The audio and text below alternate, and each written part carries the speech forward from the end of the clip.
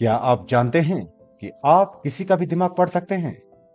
आपको कैसा लगेगा यदि आपको यह पता चल जाए कि कोई दूसरा व्यक्ति आपके बारे में क्या सोच रहा है? क्या आप सीखना चाहते हैं वो अद्भुत टेक्निक्स जिससे आप दूसरे की मन की बातों का चुटकी में पता लगाने में सक्षम हो सकते हैं? क्या आपने कभी सोचा है कि ईश्वर ने जब ये कला सबको दी है तो फिर इतना ज्यादा पॉपुलर क्यों नहीं है? इस कला का नाम है the art of reading minds, यानी दिमाग पढ़ने की कला। आज हम इसी बारे में बात करेंगे। हेलो दोस्तों, मैं हूं आशुतोष उपाध्याय और आप देख रहे हैं आशुज एजुलॉजी। चैनल पर नए हो तो सब्सक्राइब जरूर कर लेना और बेल आइकन को भी जरूर प्रेस करना। वीडियो यदि अच्छी लग जाए तो लाइक और शेयर जरूर करिएगा। इससे रिलेटेड यदि कोई भी आप लोगों का क्वेश्चन हो तो मुझे आप कमेंट के माध्यम से भी पूछ सकते हैं। तो चलिए let's dive into the class.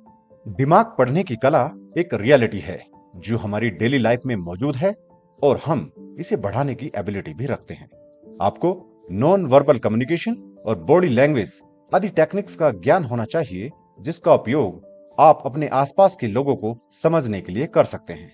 इसके अलावा बिहेवियर को स्टडी करना, एटीट्यूड और भावनाओं इत्यादि की समझ के माध्यम से आपकी पर्सनल और प्रोफेशनल रिलेशनशिप्स में बहुत ही इंपॉर्टेंट सुधार किए जा सकते हैं। आज की इस वीडियो की हेल्प से आप आर्ट ऑफ रीडिंग माइंड्स यानी दूसरे के दिमाग की पढ़ने की कला के बारे में कुछ मुख्य बिंदु सीखने जा रहे हैं। तो चलिए एक एक करके इनके बारे में जानते हैं। सबसे पहले हम सीखेंगे कि मन को पढ़ने की तकनीकों का अभ्यास, यानी जो हमारे आर्ट ऑफ रीडिंग माइंड्स हैं उसकी जो टेक्निक्स हैं उनकी प्रैक्टिस आपकी डेली लाइफ में आप कैसे कर पाएंगे। मन को शारीरिक मुद्रा यानी बॉडी पोस्चर्स और गैर मौखिक भाषा यानी नॉन वर्बल लैंग्वेज के माध्यम से कैसे पढ़ सकते हैं।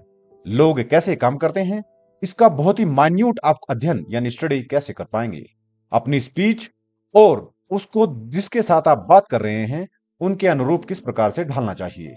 अपने वार्ताकार यानी आप जिससे बात करना चाहते हैं या बात कर रहे हैं उसके साथ आप रिलेशनशिप कैसे मेंटेन करें, यानी उसके साथ कॉमन जो चीजें होती हैं उनको कैसे ढूंढें। और जब आप में नकारात्मक भावनाएं आए यानी आपके नेगेटिव इमोशंस आप पर हावी हो जाएं तो निर्णय लेने से यानी डिसीजन को लेने से आप कैसे बचें, आज की वीडियो में हम यही सब जानेंगे। तो चलिए एक एक करके इनके बाद सबसे पहले हम जानेंगे कि किसी के दिमाग को कैसे पढ़ें। The art of reading minds के अनुसार यह बिल्कुल क्लियर है कि दिमाग को पढ़ने की शक्ति एक ऐसी चीज है जो हमारी डेली लाइफ का हिस्सा है और हमें इस स्किल को सुधार करने की आवश्यकता होती है। ओह, लेकिन ऐसा कैसे? मैं दिमाग पढ़ता हूं और मुझे ही नहीं पता। खैर, स्टडी के अनुसार इस एक्सरसाइज या स्किल को करने के लिए इंपॉर्टेंट बिंदु शारीरिक मुद्रा यानी बॉडी पोस्चर और गैर मौखिक भाषा यानी नॉन वर्बल लैंग्वेज के माध्यम से किया जा सकता है। दूसरे शब्दों में, हम हमेशा एक मैसेज सेंड कर रहे होते हैं, भले ही हम इसके बारे में कितना भी पता क्यों ना हो। इसके अलावा स्टडी यह भी बताती है कि बॉडी पोस्चर्स हमें साइकोलॉजिकली रूप से प्रभावित करती हैं और इसके विपरीत फिजिकली रूप से भी अफेक्ट करते हैं। उदाहरण के लिए, यदि आप लंबे समय तक खड़े रहते हैं तो इससे आपको गुस्सा आता है, जैसे कि अगर आप चिढ़ जाते हैं तो परिणाम स्वरूप आपकी अभिव्यक्ति यानी एक्सप्रेशंस में यह निश्चित रूप से शो होगा। आपका जबड़ा फैल जाएगा और आपकी भौहें सिकुड़ जाएंगी। इस प्रकार से किसी के माइंड को पढ़ने में इन सब चीजों का बहुत ज्यादा महत्व होता है। अगला पॉइंट है सहानुभूति यानी एम्पैथी का उपयोग आप कैसे करें।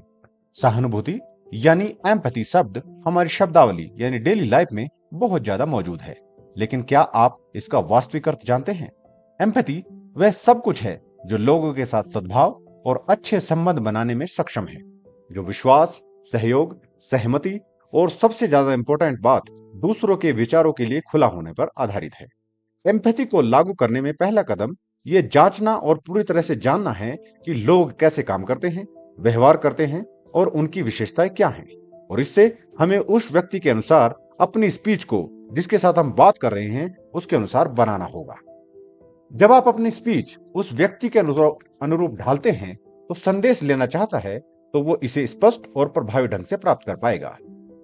द बुक है the art of reading minds के अनुसार एम्पैथी का मुख्य लाभ लोगों को अपने जैसा बनाना और विश्वास का एक मजबूत बंधन बनाना होता है। इसके अलावा इसे लगभग सभी रिश्तों में लागू किया जा सकता है, जैसे कि नौकरी के लिए साक्षात्कार यानी इंटरव्यू से लेकर जब आप अपने सीनियर अधिकारी या अपने कुलीग के साथ व्यवहार की बात कर रहे होते हैं। और एंड में जब आप एम्पैथी यानी सहानुभूति के बारे में बात करते हैं तो निश्चित रूप से हमें शारीरिक भाषा यानी वर्बल लैंग्वेज, फिजिकल लैंग्वेज के बारे में भी बात करनी। अब हम जानेंगे कि अपनी बॉडी लैंग्वेज का उपयोग आप कैसे कर सकते हैं। मन को पढ़ने की टेक्निक्स प्रस्तुत करने वाली स्टडी में अलाइनमेंट और मिररिंग का हवाला दिया गया है। ये एक ऐसी स्टडी है जिसमें हम दूसरे के मन को उसकी बॉडी लैंग्वेज के माध्यम से पढ़ने की कोशिश करते हैं। इस मेथड में जिसमें उस व्यक्ति का अवलोकन यानी ऑब्जर्वेशन करना है, उसके साथ आप सहानुभूति विकसित करना चाहते हैं तो हमें अपनी मुद्रा की नकल करनी चाहिए, लेकिन शांति से। ये कॉपी यानी कि नकल अनुकूलित होने के अलावा सूक्ष्म और क्रमिक यानी ग्रेजुअल होनी चाहिए, धीरे धीरे होनी चाहिए। शुरुआत करने के लिए एक विशेष और अच्छी बात यह है कि व्यक्ति के चेहरे की भावों की नकल करें। इस टेक्निक में महारत हासिल करने के लिए आपको जिन अन्य पहलुओं के बारे में जागरूक होने की आवश्यकता है वे हैं आवाज, समय और भाषा का लहजा। साथ ही हमेशा अपनी सांस लेने की तीव्रता पर भी विचार करना। ये बिंदु लोगों के साथ संबंध तलाशने का एक और साधन हो सकते हैं। क्या आपने देखा है कि आपके शरीर की हरकतें आपकी परिस्थिति को कैसे प्रभावित कर सकती हैं? आखिरकार जितना महत्वपूर्ण आपकी आवाज का लहजा, लय और उच्चारण है, उतना ही महत्वपूर्ण यह है कि आपकी हरकतें आपकी स्पीच को पूरक बनाती हैं या नहीं, ये दोनों एक साथ काम कर रहे हैं या नहीं। साइकोलॉजी ये सुझाव देती है कि शारीरिक भाषा और स्पीच संदेश के उद्देश्य से मेल नहीं खाते हैं। इसलिए मैं ध्यान देने योग्य दो उदाहरण यहां पर दे रहा हूं। सबसे पहले पेशेवर बातचीत में बातें बनाने की कला पर ध्यान दें। ये स्थितियां कुछ व्यवहारिकता यानी प्रोफेशनलिज्म की मांग करती हैं और अनौपचारिक भाषा यानी इनफॉर्मल लैंग्वेज से जुड़ी हुई होती हैं। यदि आप किसी को शांत रहने के लिए कहने जा रहे हैं तो चिल्लाकर ऐसा ना करें, क्योंकि ये भाषण और शारीरिक भाषा के बीच स्पष्ट रूप से मिस अलाइनमेंट होगा।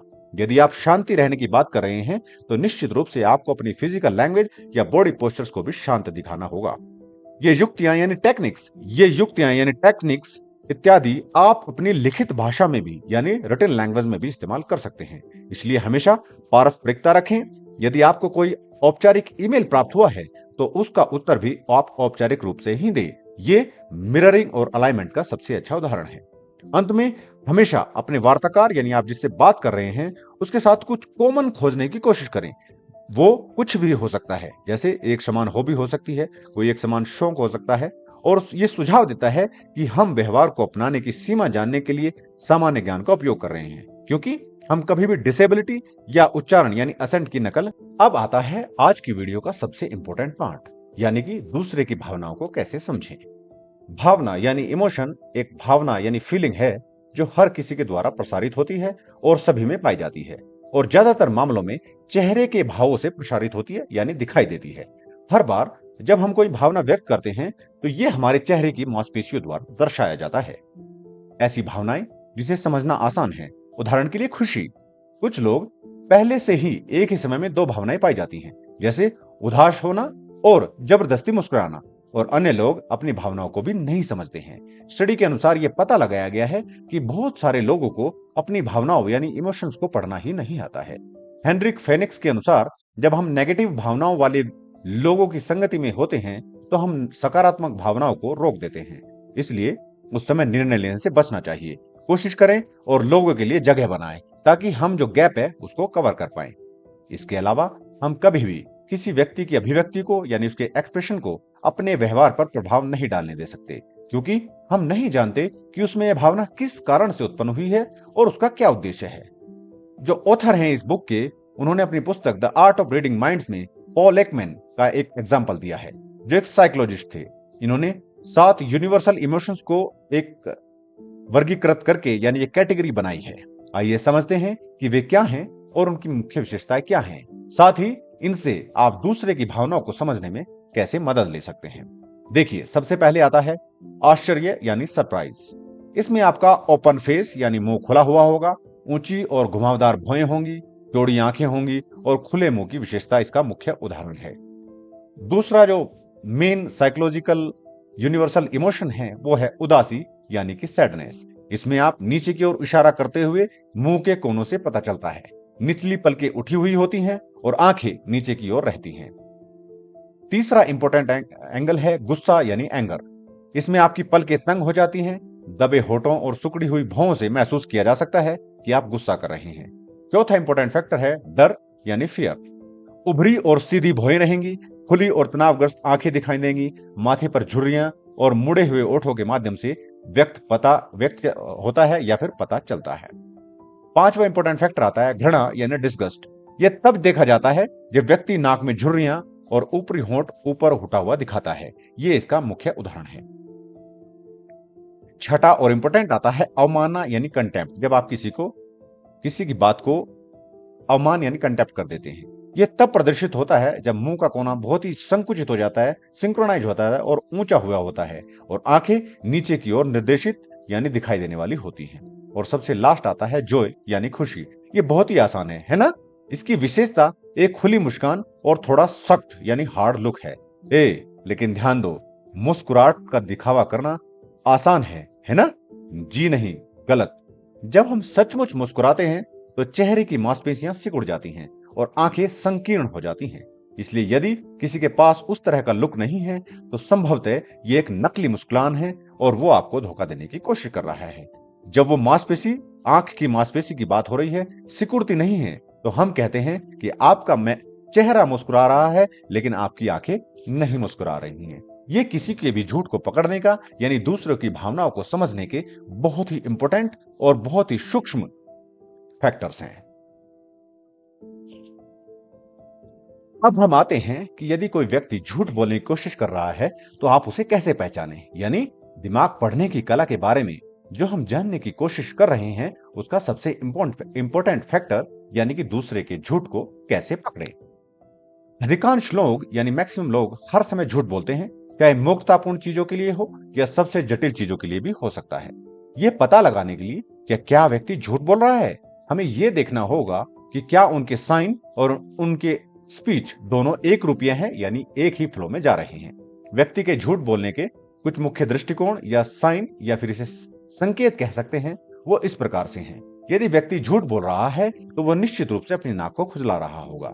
दूसरा इंपॉर्टेंट फैक्टर है कि वो आंख से आंख मिलाकर बात नहीं कर सकते हैं, यानी वो आंख पर नजर नहीं रख सकते हैं। यदि आप उनके हाथ चेक करेंगे तो उनके हाथ पसीने से तरबतर पाए जाएंगे। उनकी आवाज, स्पीच और भाषा का जो स्वर है उसमें अप्रत्याशित रूप से परिवर्तन होगा, यानी कभी बहुत ज्यादा होगा तो कभी बहुत ही कम होगा। Unexpected change in the tone of voice, speech and language. इसके अलावा व्यक्ति और उसके कार्यों को समझने का महत्व और हमेशा सावधानी से काम करने की सुझाव की देती है, ताकि यदि आपको कुछ संदेह हो, कोई आपको डाउट हो, तो व्यक्ति खुद को समझा सके। तो इस प्रकार से इन सारी टेक्निक्स का इस्तेमाल करके आप किसी के भी झूठ को पहचान सकते हैं। अब हमारा सेकंड लास्ट पॉइंट आता है कि अपना मन आप कैसे बदल सकते हैं। इतनी सब जानकारी लेने के बाद अब आपको अपने मन को बदलने की आवश्यकता है। कुछ विचारों और अभिव्यक्तियों यानी थॉट्स और एक्सप्रेशंस को संशोधित करना यानी अमेंड करना आवश्यक है। कुछ भी सच करने से पहले उन्हें फिल्टर करना बहुत ही जरूरी होता है। इसलिए हमें सभी नेगेटिव इमोशंस और नहीं शब्द से छुटकारा पाना चाहिए। हम नेगेटिव सेंटेंसेस को पॉजिटिव सेंटेंसेस में बदल सकते हैं, लेकिन हमेशा विचार रखते हुए इस बात का हमेशा ध्यान रखना चाहिए कि यदि आप नकारात्मक वाक्यों को सकारात्मक वाक्यों में बदलने जा रहे हैं तो उसका हमें क्या फायदा या नुकसान होने जा रहा है। अंत में हमें उन वस्तुओं से सावधान रहने की आवश्यकता है जो एक आधार यानी बेस के रूप में काम कर सकती हैं और अच्छी या बुरी भावनाएं भी बन सकती हैं। ये सब प्रभावित करता है कि आप दूसरे लोगों से कैसे कम्युनिकेट करते हैं और उनकी भावनाओं को कैसे पहचानते हैं। मन को पढ़ने की कला यानी आर्ट ऑफ रीडिंग माइंड्स के लिए तैयारी की आवश्यकता होती है ताकि आप अच्छे परिणाम प्राप्त कर सके। इतने सारे पॉइंट्स जो आज की इस वीडियो में बताए गए हैं, यदि आप निश्चित रूप से इन्हें रेगुलर रूप से अप्लाई करते हैं अपने जीवन में, तो मैं आपको गारंटी देता हूं कि जो वीडियो का थंबनेल है यानी कि 2 मिनट में आप किसी का दिमाग कैसे पढ़ सकते हैं, उस पर आप निश्चित रूप से सफल हो पाएंगे। यदि आप इस पूरी थ्योरी को और अच्छी तरह समझना चाहते हैं तो मैं आपको इसके बारे में भी बताना चाहूंगा। एक बुक है the art of reading minds, जिसके लेखक हैं हेनरिक फेक्सियस। हमारे आसपास के लोगों के दिमाग का विश्लेषण करने का एक बहुत ही संभावित तरीका प्रस्तुत करते हैं। पुस्तक का उद्देश्य पाठक को यानी जो उसको पढ़ रहा है उसको रूप, शब्द, आवाज के स्वर, मुद्रा और सांस लेने के माध्यम से किसी व्यक्ति के विचारों को पहचानने में सक्षम बनाना है। इस तरह लेखक सही उपकरण प्रदान करता है, ऐसे इंस्ट्रूमेंट देता है जैसे क्षमताओं का परीक्षण करने के लिए अभ्यास और व्याख्यात्मक चित्र, जिनको आप बहुत अच्छी तरह से डेस्क्रिप्टिव वे में सीख सकते हैं। तो यदि आप और अच्छे से इसको डीपली जानना चाहते हैं तो आप the art of reading minds by Henrik Fexeus के द्वारा लिखी गई ये पुस्तक निश्चित रूप से पढ़ें। आशा करता हूं आज की वीडियो से आपको निश्चित रूप से कुछ ना कुछ सीखने को मिला होगा। दूसरे के दिमाग को पढ़ना निश्चित रूप से एक बहुत ही जटिल कार्य है, लेकिन यदि आपको कुछ टेक्निक्स अच्छी तरह से आती हैं और आप उनका निरंतर अभ्यास करते हैं तो ये निश्चित रूप से गारंटीड है कि आप कुछ ही दिनों में इस कला को सीख जाएंगे। और यदि आप दूसरे के दिमाग को पढ़ने की कला को सीख जाते हैं तो निश्चित रूप से दूसरे का सच और झूठ को पकड़ना और उनको आपस में कोरिलेट करना बहुत ही आसान हो जाएगा। तो चलिए मिलते हैं आपसे एक नई वीडियो में, तब तक के लिए अपना ख्याल रखिए, खुश रहिए, आबाद रहिए। नमस्कार, जय हिंद, वंदे मातरम, थैंक यू।